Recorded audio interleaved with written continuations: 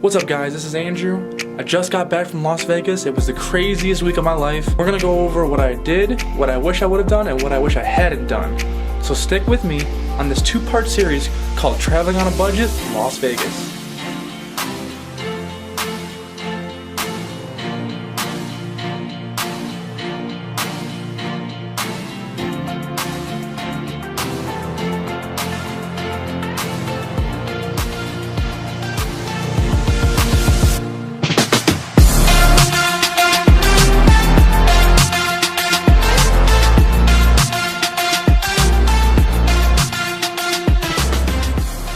This is considered the main strip of Las Vegas. So we had two options of where we wanted to live. The biggest bang for your buck that we looked into was Caesar's Palace, which is directly in the middle. Now that would have been $300 a person. Now, granted, we went with 4 people, so it's roughly about $1,200 divided by 4. We bought an Airbnb about a mile away.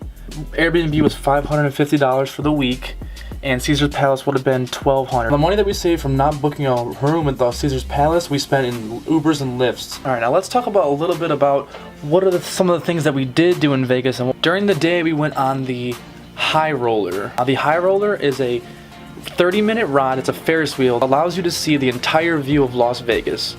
And let me tell you, the view is magnificent.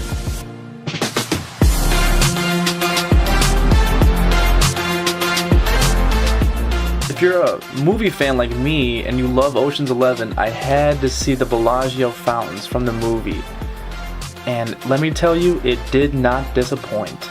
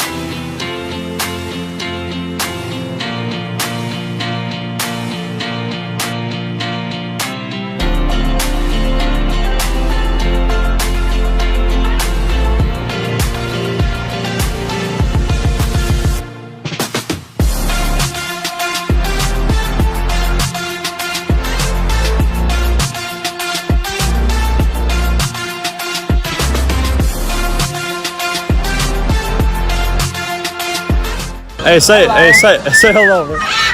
Hello.